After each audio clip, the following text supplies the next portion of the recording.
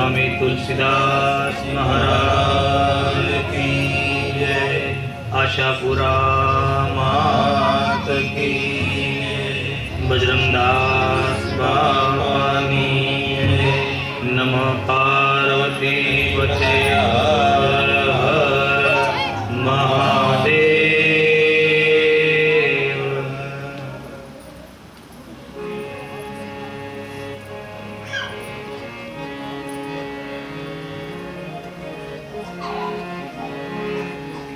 परम कृपालु परमात्मा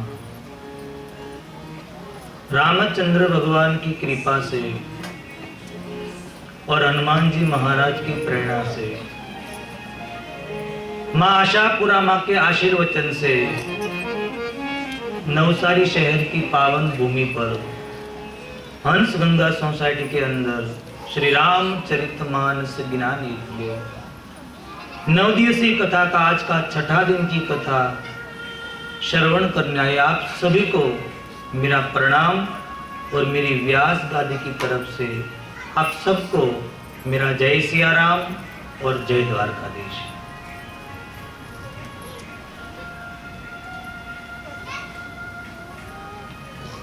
आज भगवान का विवाह है और कथा का 6ठा दिन आज 3 दिन के बाद तो कथा भी यहाँ खत्म हो जाएगी।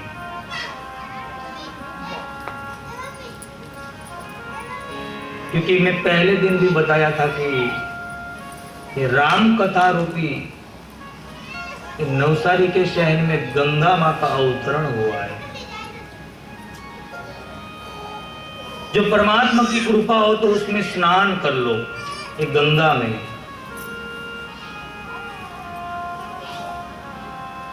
जिसके भाग्य में जो था वो स्नान कर रहे हैं। कोई वहां डुबकी लगा रहा है गंगा में, कोई हाथ पैर धो रहा है,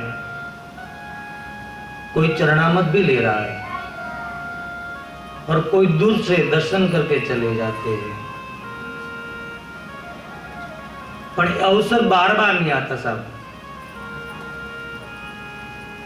बार बार ये अवसर नहीं आता, क्योंकि राम कथा रूपी गंगा हो सके उतना श्रवण करो। क्योंकि यही साधन हमारे लिए नया परिवर्तन ला सकता है। एक कलयुग में और कोई साधन है ही नहीं। राम कथा सुनो, कोई भी ग्रंथ का गायन आप सुनो, कथा सुनो। कथा का आप उल्टा अक्षर करोगे तो थाक होता है। ये हमारी थकान मिटाने वाली कथा है। बाकी तो 24 घंटा हम काम में दौड़धाम में थकान से परेशान हो जाते हैं। पर कभी अवसर मिले ने, ऐसा नहीं कि मेरी कथा हो, कोई भी ब्राह्मण या संत कथा का गायन कर रहा हो, आसपास में हो, तो ये मौका कभी मत गवाओ। क्योंकि भगवान महादेव ये उत्तर प्रदेश की तट से, कैलाश के घाट से कहां कथा सुनने आए थे? कुंभज ऋषि पाही। कितनी बड़ी लंबी यात्रा की कथा का कितना एक बाबा रसीला हो गए। और हमारे तो पास में होती है तो भी भाग्य में नहीं लिखी रहती है, चरणामृत भी नहीं लेते, नहीं सुन सकते। पास में है तो भी कथा में नहीं आ सकते। उसका दोष नहीं है, उसमें उसके भाग्य में लिखा नहीं रहता है कथा सुनने का। क्योंकि भाग्य में नहीं रहता है तो कथा नहीं सुनता।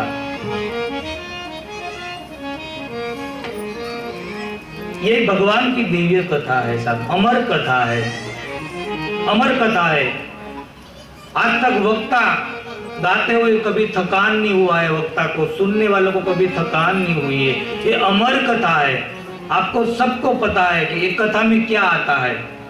राम कौन है, भगवान लक्ष्मण कौन है, मां कौशल्या कौन है। आप सुनते, सीरियल देखते,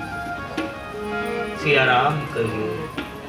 परमात्मा राम और लक्ष्मण के साथ विश्वामित्र धीरे धीरे धीरे आगे जा रहे हैं।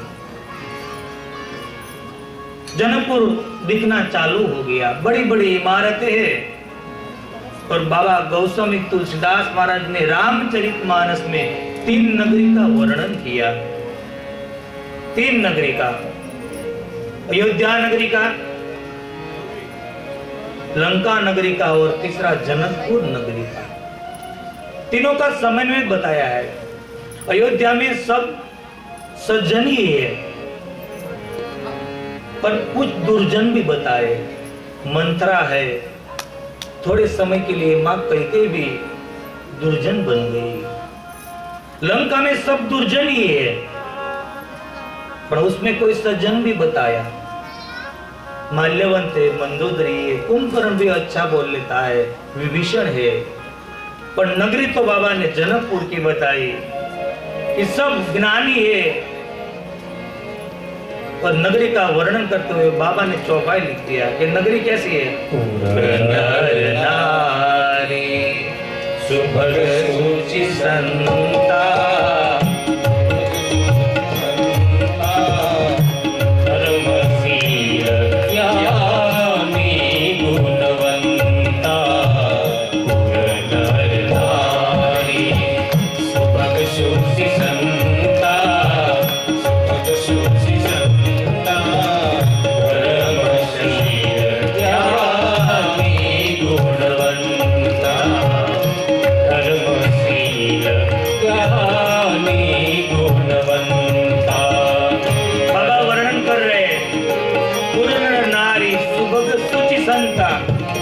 और धर्मशील ज्ञानी गुणवंता, सब सज्जन है। ये जनकपुर में कोई दुर्जन नहीं है। बड़ी वर्णन किया है जनकपुर का। धीरे धीरे आगे जा रहे। विश्वामित्र ने कहा राम आज के दिन यहाँ ही रुक जाते आम्रपाल में। परमात्मा ने कहा बाबा कोई बात नहीं, आज यहाँ रुक जाते। और आम्रपाल में रुक गए। और विश्वामित्र आया, वही समाचार जनकपुर में पहुंचा। दाबी दुबी न रहे कस्तूरी की सुवास। और विश्वामित्र आए। विश्वामित्र महामुनि आए, महामुनि आए, समाचार मिथिलापति पाए।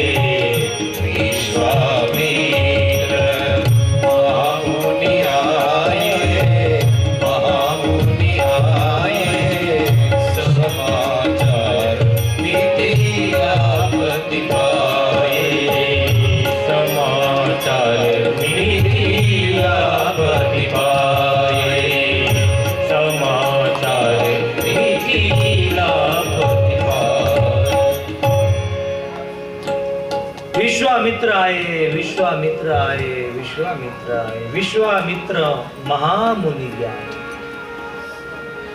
विश्वामित्र आए, समाचार जनकपुर में मिल गया। समाचार मिथिलापति पाए। मिथिलेश जनक महाराज को पता चला कि विश्वामित्र आए। पर यहाँ बाबा विश्वामित्र एक तरकीब अपनाते हैं कि मैं राम को देखता हूं तो उसके रूप में मोहित हो जाता हूं। तो आज बड़ा मौका मिला है कि महाराज जनक के पास सब, क्योंकि नाम और रूप को तो मिथ्या मानने वाले हैं।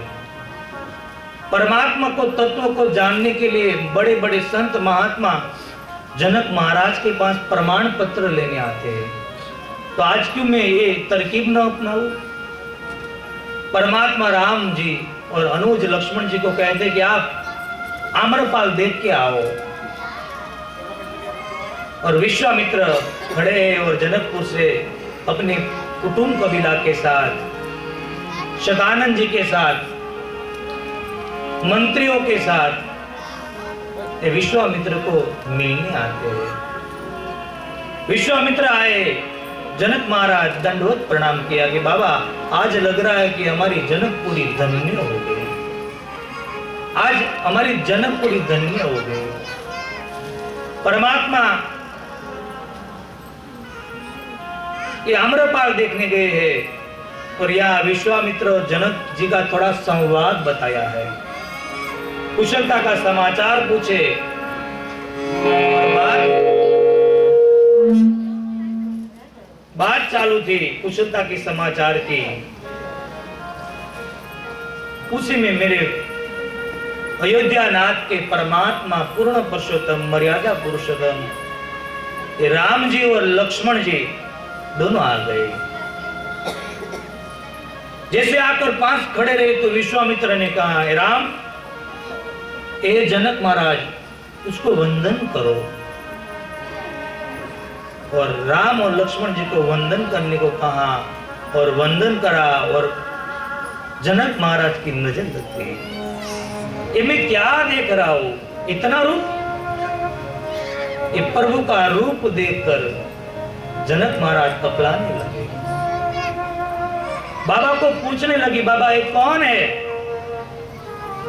या जल्दी बताओ, ये कोई राजकुमार है या कोई ऋषि कुमार है या बाबा कोई नर नारायण तो स्वरूप में तो नहीं आए बनने? ये दोनों कौन है? बाबा मेरे को बताओ। और तुलसीदास महाराज ने उसको चौपाई में वर्णन कर दिया। इनहि बिलोकत अति अनुरागा,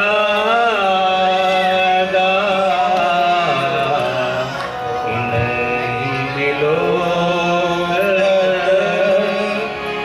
अति अनुरागा,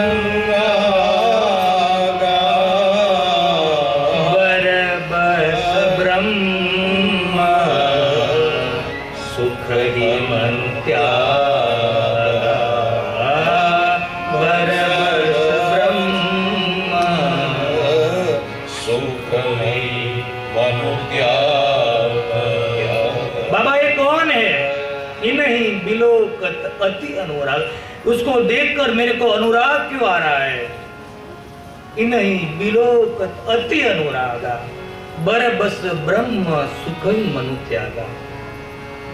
मेरा मन ब्रह्म सुख में से निकल कर ये बालक में क्यों जा रहा है? सहज विराग रूप मन मोरा, सहज विराग रूप मन मोरा,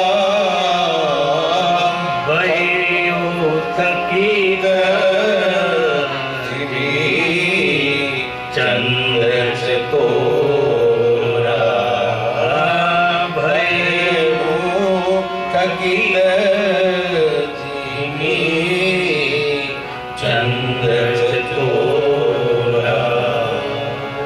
बाबा सहज विराग, मेरा मन तो सहज विराग है।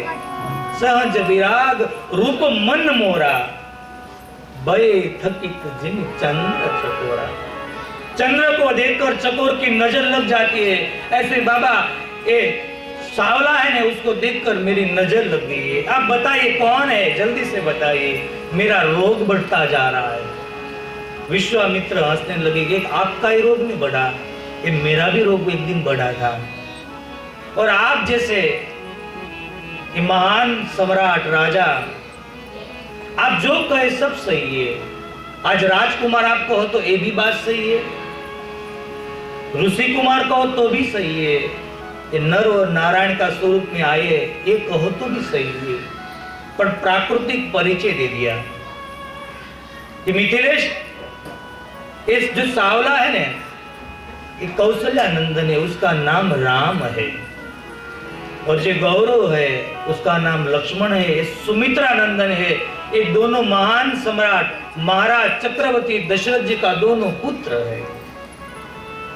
मैं क्या बताऊं महाराज ये दोनों बालक के बारे में। उसने मारी जो सुबाहु को मारा, ताड़का को मारी, अहल्या का उद्धार किया, और मेरे कहने से आपका चाप यज्ञ धनुष यज्ञ देखने आए। दशरथ जी का पुत्र इतना कहा न, तो महाराज जनक को ईर्ष्या होगी। क्या हुई? ईर्ष्या, हमारी जैसी नहीं, मीठी ईर्ष्या हुई। ईर्ष्या हो गया कि ये बालक तो मेरे घर पे जन्म लेना चाहिए, कि दशरथ जी को कैसे मौका मिल गया। बात भी सही है, दशरथ जी से ज्यादा पद जनक महाराज का ऊंचा बोला गया है राम कथा में। दशरथ जी की कहीं में टीका की गई है कि हे तुरानी रिसानी पर सतपानी पति ही निवार है। स्त्री में आसक्त बन गए थे महाराज, पर जनक महाराज की तो क्या बात बताए, जिसका मुहावरा भगवान कृष्ण एक गीता में दे। ऐसा जनक महाराज की पद दशरथ जी से ऊंचा है कि ऐसा बालक तो मेरे घर पे जन्म लेना चाहिए। दशरथ जी को क्यों मिल गया मौका? पर कोई बात नहीं, मैं अभी पिता तो नहीं बन सकता, चल उसका गुरु बन गया। एक गुरु बनने के लायक भी है जनक महाराज, पर सोचा कि रघुकुल का गुरु तो वशिष्ठ महाराज है। कल उठ के कोई बोलेगा कि गुरु पद को छीन लिया, मैं पिता नहीं बन सकता, मैं गुरु नहीं बन सकता। पर ये सावला है ना, उसको मेरी बेटी वैदेही का हाथ उसके हाथ में दे दूं तो उसको दामाद बना लूं।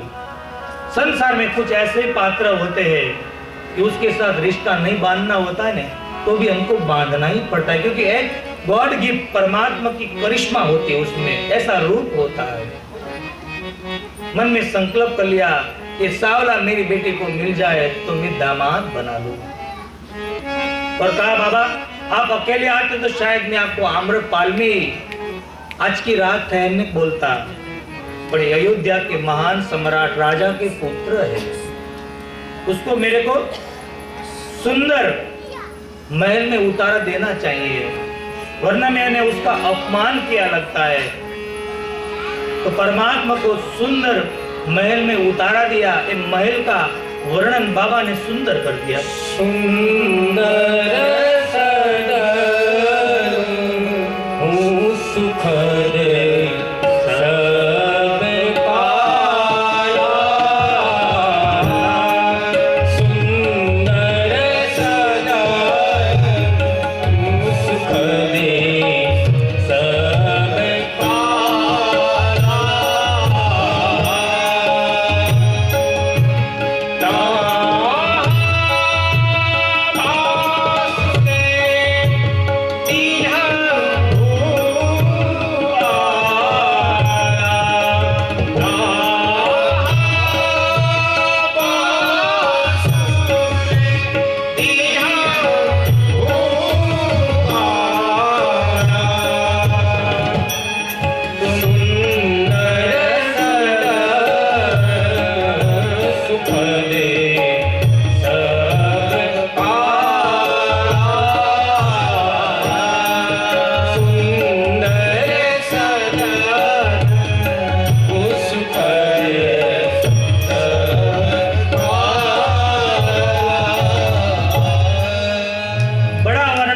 बाबा ने सुंदर सदन सब सुखद सब काला, कहां बासुले दिन बुआला। ये जो महल था, वो महल का नाम क्या था? सुंदर सदन। हम नहीं लिखते शांति सदन, होती है शांति को भी, पर ऐसा नहीं था। सुंदर सदन सुखद सब काला। मां सीता जी ये महल में रहती थी। संत लोग ऐसा कहते हैं कि ये महल का नाम था सुंदर सदन, उसमें मां भगवती सीता रहती थी, मां भक्ति रहती थी। तो जनक महाराज ने कहा कि बेटी अयोध्या के मेहमान आए, तू मेरे महल में आ जा, उसको रहने दे। तो जनकपुर वाले ने कहा कि नहीं, हमारी सीता के महल में राम को हमको नहीं रहने देते। दो सुंदर सदन थे, एक में मां सीता जी थी, दूसरे महल का नाम सुंदर सदन था। वहां परमात्मा को वास दिया, क्योंकि सीता मानो की मां भक्ति, जहां भक्ति होती है वहां ही भगवान आते सब। इसकी वजह से वहां मुकाम दिया। और दूसरे संत तो ऐसा कहते कि ये महल का सुंदर सदन नाम इसकी वजह से रखा गया कि वहां सब ऋतु में फल मिलते थे, सुख मिलता था। गर्मी के सीजन में ठंडी मिलती थी, ठंडी की सीजन में गर्मी मिलती थी, ऐसे पूरी सीजन में सुख मिलता था। और जहाँ माँ सीता जी होती है, माँ भक्ति होती है, वहां तो सुख सुख और सुख ही होता है।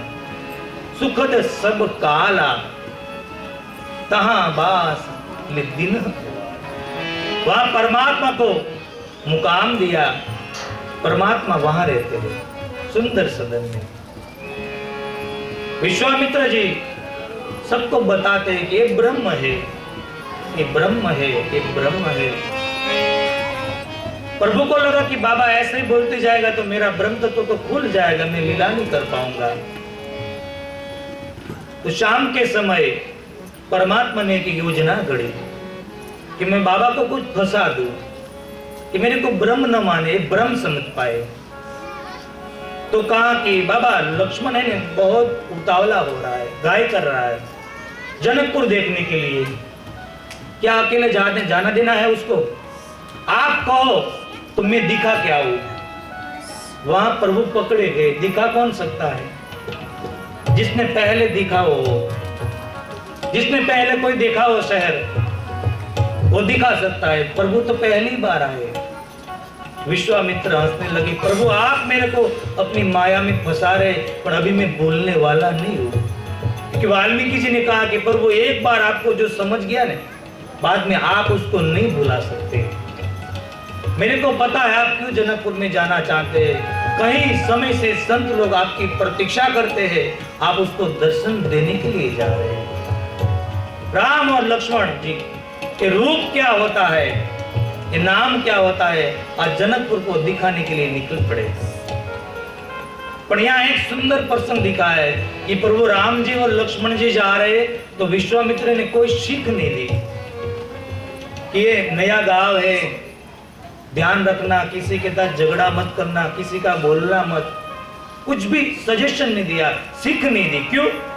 ये मर्यादा पुरुषोत्तम है।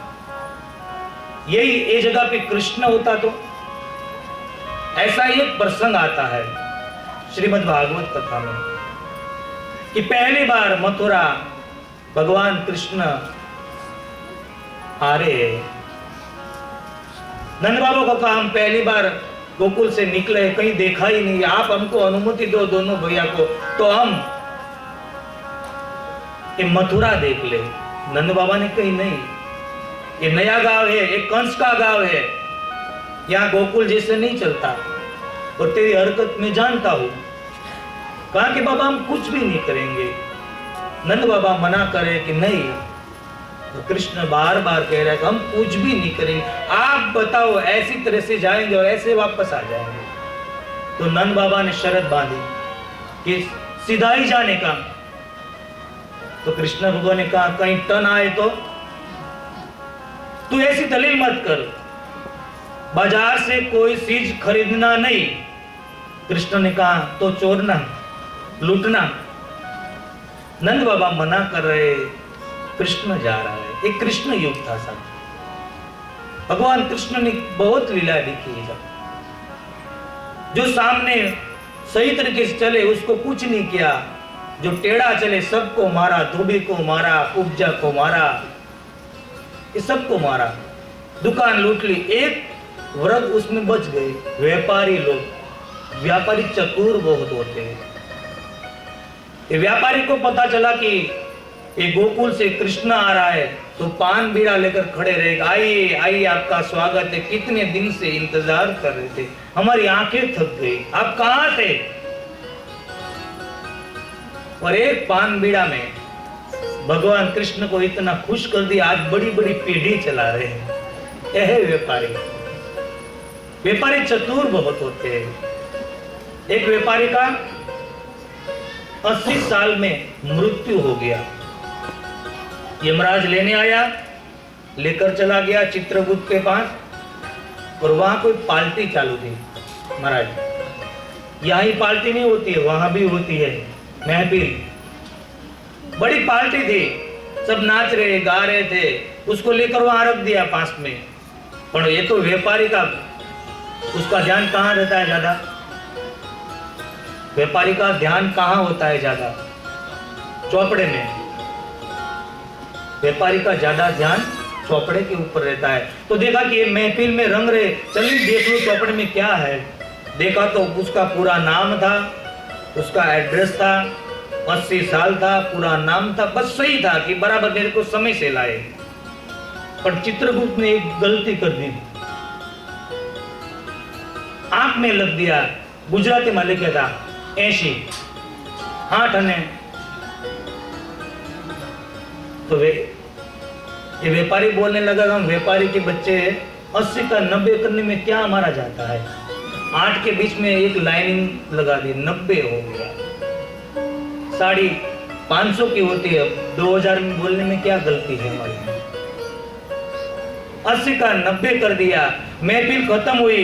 चित्रगुप्त ने पूछा कि तुम किसको लाए, बताया कि चौपड़ा देखा, तो बोला कि उसका तो 90 है, उसको तो 80 साल में लाना, तू क्यों लागे या 10 साल आगे। बोला कि आपने हुक्म किया और हम लेके आए। चित्रगुप्ता ने कहा बात सही, पर अभी उसको रखेंगे कहाँ, वहां भी वेटिंग में है, वहां तो वरना किसको भेजना है, बहुत लोगों। बोला कि क्या करेंगे, बोला कि ये प्रकृति का भंग हो जाता है हमारा नियम का, आप वापस छोड़ जाओ उसको। राम बोलो भाई, राम हो रहा था, वो जिंदा हो गया। सब बात बताई कि भाई मैं 80 का 90 कर दिया था। बच्चों ने कहा हमारी तो कठिनाई बैठ गई, 10 साल और परेशान। 80 का 90 हुआ, 90 साल हुआ, बाद में वापस यमराज आके लेके चला गया। और चित्रगुप्ता को पता चला कि भट्टनो दीकरो 80 ना 90 કરી ગયો। ત્યાંથી નક્કી કર્યું કે શબ્દની સાથે આંકડામાં લખો। બેંકની અંદર જાઓ ને 50,000 આપો તો આમ નામ ન લે, એમાં આંકડાની સાથે શબ્દોમાં લખવું પડે છે। ये नियम तब से आया कि शब्द में लिखो आंख के साथ। 80 का 90। व्यापारी बहुत चतुर होते हैं, पर मेरे परमात्मा को सीख नहीं दी, क्योंकि मर्यादा पुरुष है। आज जा रहे, आज जनकपुर में पुरुष लोग रास्ते में कतार लगकर खड़े हो गए प्रभु राम का रूप देखने के लिए।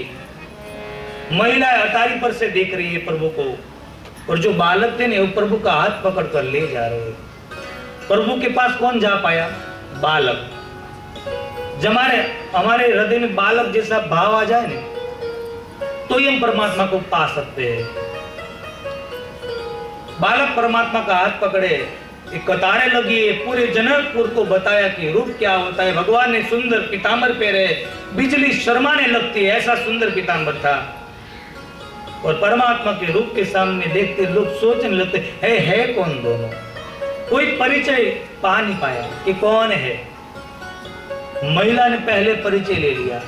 सच्चा होता है या झूठा होता है, सबसे पहले परिचय महिला ही लेती है, क्योंकि रिश्ता जल्दी बना लेते हैं। बस में साथ हो जाती है ना, गांव का नाम एक अक्षर से मिलता है ना, तो भी कहते हम 5 वाले हैं। रिश्ता जल्दी बना लेती है और पूछती है कहाँ रहते हैं, आपके पतिदेव क्या करते हैं। एक शब्द पहले पूछती है सासू माँ है, जो कहे कि हाँ तो कहते कि अभी हमारे को श्राद्ध बाकी है। बहनों का यह स्वभाव है। एक महिला ने कहा अटारी से कि सुंदर राजकुमार आ रहे सीता। एक महिला ने पूछा कौन है इतना सुंदर राजकुमार, उसका रूप तो देखो। दूसरी सहेली ने कहा मैं जानती हूँ। कौन है, तो कहा कि ये दशरथ जी के पुत्र है, सावला है, उसका नाम राम है, उसकी माँ का नाम कौशल्या है। ये जो गौरव है उसका नाम लक्ष्मण है, उसकी मम्मी माता का नाम सुमित्रा है, ये दोनों अयोध्या से है।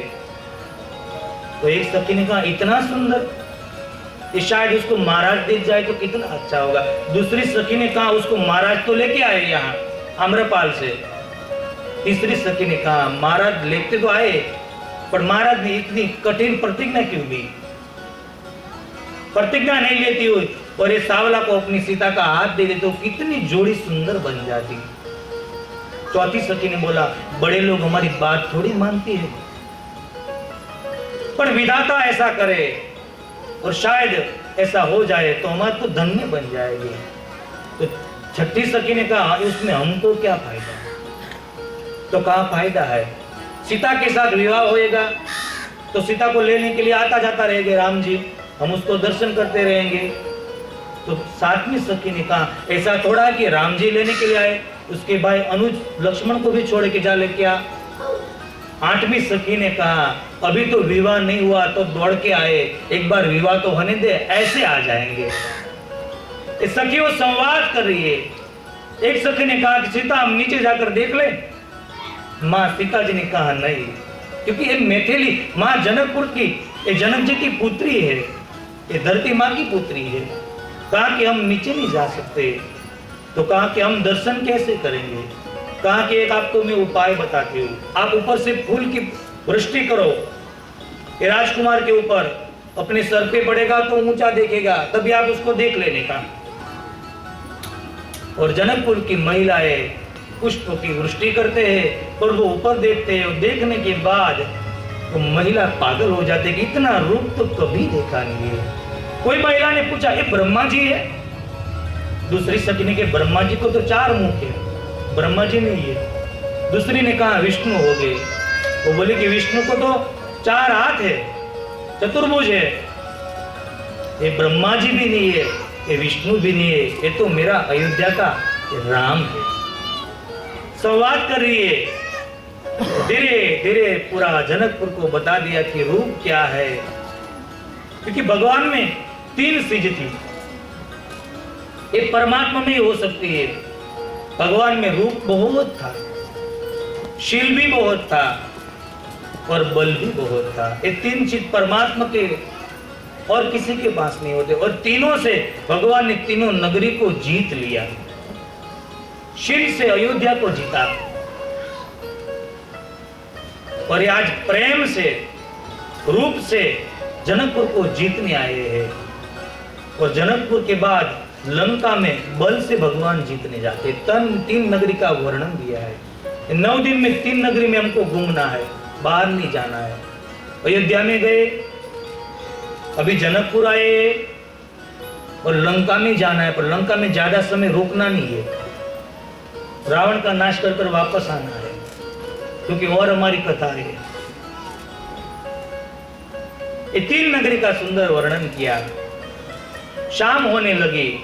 इस सुंदर धनुष का जो यज्ञ रचने वाला था, प्रभु ने उसकी प्रशंसा कर दी लक्ष्मण जी के सामने, और लक्ष्मण को कहा लक्ष्मण गुरुजी नाराज हो जाएंगे, हमको जल्दी जाना चाहिए। ये गुरु का प्रेम बताया, जिससे साक्षात काल डरता है, वो आज गुरु का डर बताया कि हमसे गुरु से डर लग रहा है, हमको ज्यादा समय बिताना नहीं चाहिए, जल्दी जाना चाहिए। दोनों भाई गए, विश्वामित्र के साथ संध्या किया, पूजा किया, और रात को विश्वामित्र का पैर दबा रहे, सेवा कर रहे, गुरु शिष्य का प्रेम बता रहे।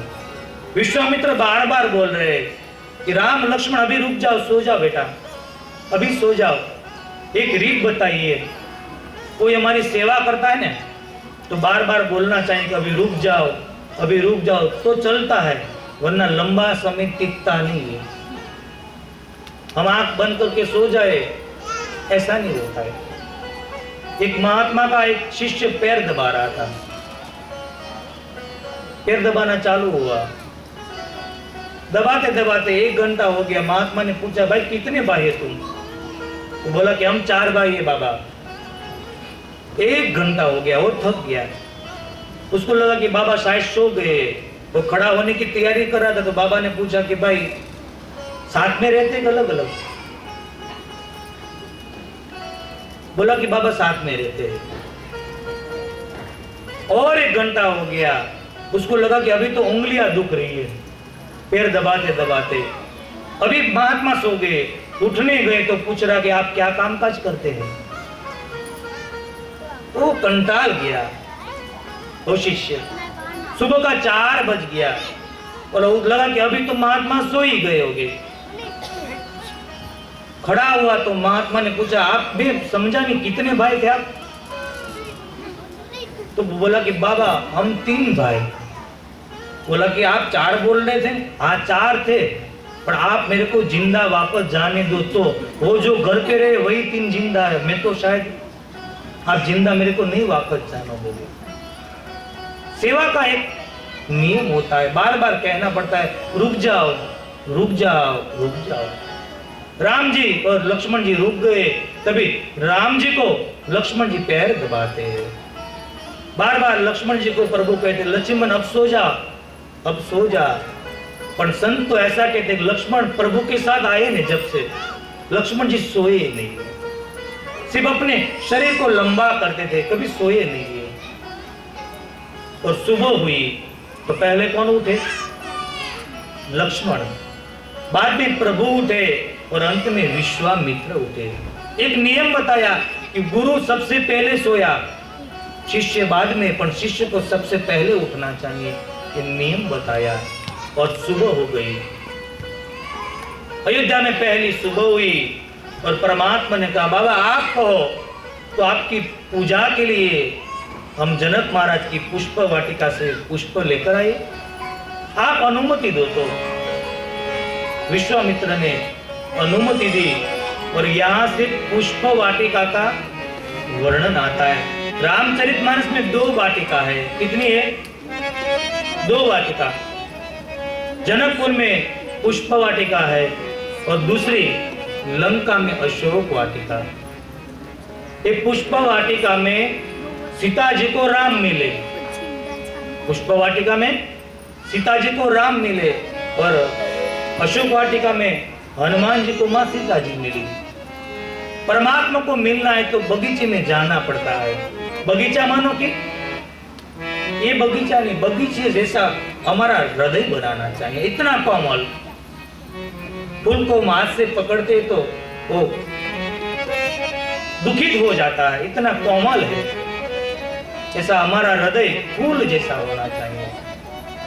और 2 वाटिका का वर्णन में अशोक वाटिका है, ये भोगी की वाटिका है, और जनकपुर महाराज की पुष्प वाटिका योगी की वाटिका है।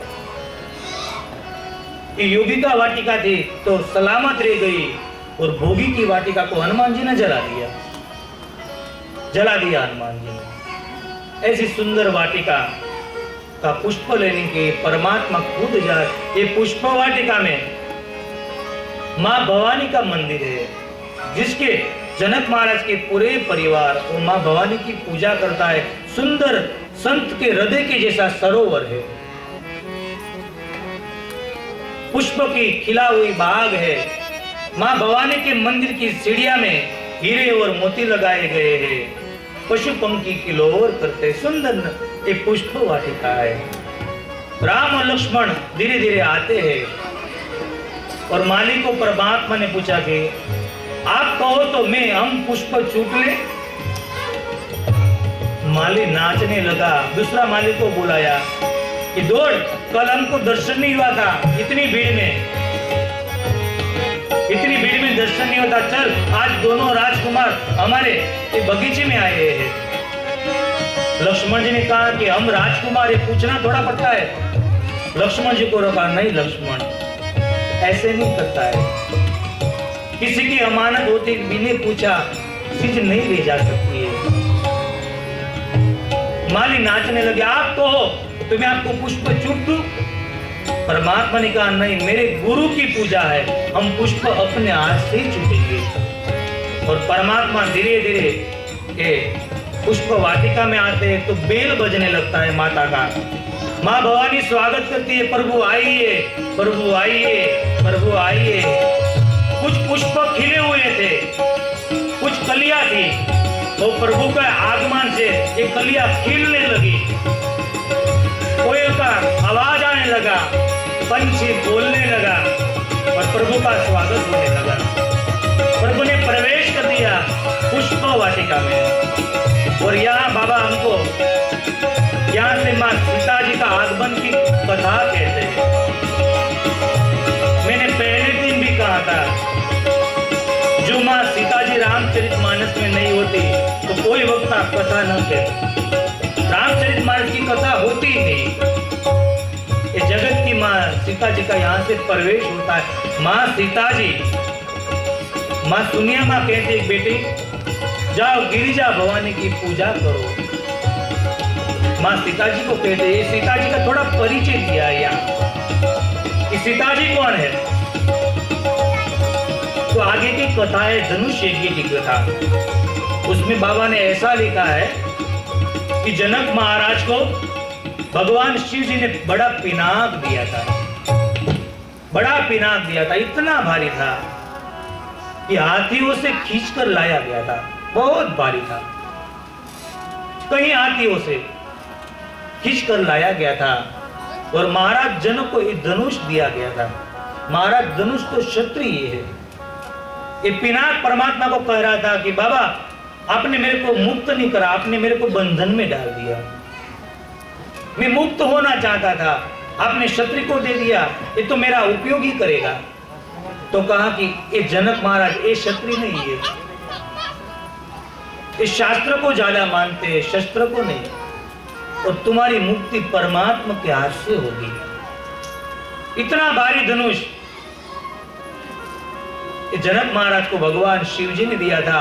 और जनक महाराज सीता जी को बहुत प्रेम करते थे, बहुत प्रेम करते थे। तो जनक महाराज रोज उसकी पूजा करते हैं, ये धनुष की, ये पिनाक की, ये महादेव के पिनाक की। माँ सीता जी भी साथ में पूजा करती है। इतना भारी है कि ऊपर से पूजा करते हैं। एक दिन ऐसा हुआ, जनक महाराज को थोड़ा देरी हो गया पूजा में आने से। तो माँ सीता जी ने सोचा कि धनुष तो मैं सफाई करती हूँ, नीचे कचरा रह जाता है। तो माँ ने दाया हाथ से धनुष उठाया और नीचे गाय का गोबर का लिपण करो और धनुष रख दिया। महाराज जनक आए और देखा कि बेटी ये धनुष के नीचे किसने सफाई की, क्योंकि यहाँ तेरे सिवा तो कोई आता ही नहीं। और बेटा इतना ये भारी धनुष, तो सीता जी ने कहा पिताजी ये तो मैंने किया।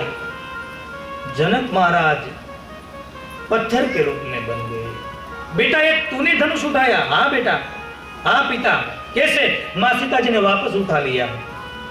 जनक महाराज की आंख खुल गई कि मेरे घर पे शक्ति का प्रागट्य हो चुका है। ये शक्ति मेरी नहीं है, ये शक्ति की उत्पत्ति हो गई है, तो शक्ति को पाने वाला भी का जन्म हो चुका होगा। वहीं से प्रतिज्ञा ली कि धनुष को उठाने वाली माँ का जन्म हो चुका है, ये कहीं पिता का भी जन्म हो गया होगा। ये उठाने वाला सच्चा उसका अधिकार होगा कि मन में प्रतिज्ञा ली कि धनुष को कोई चढ़ा देगा, उसको मेरी सीता को वरमाला पहनाएंगे। ये संकल्प लिया, ये प्रतिज्ञा तभी ली। ए माँ सीता जी, हजारों रावण शायद कुछ भी करें तो माँ को स्पर्श भी नहीं कर सकता है। ये तो एक लीला थी, ये लीला थी। और यही माँ हमारी सीता जी इस सुंदर माँ के कहने से कि बेटा जाओ बाग में जाओ, माँ ने बाग में छोड़ा। पर आज का बाग नहीं, आज के बाग में काम का दर्शन होता है। किसका? काम का। पर माँ सीता जी ने एक बाग में राम का दर्शन किया साहब। ऐसी बाग होनी चाहिए जहां हमको परमात्मा का दर्शन हुए। सुनिया माँ ने कहा बेटी जाओ माँ गिरिजा की पूजा करके आओ। और माँ सीता जी धीरे धीरे आ रही और बाबा ने सुंदर चौपाई में माँ सीता जी का वर्णन कर दिया। तेहि अवसर सीता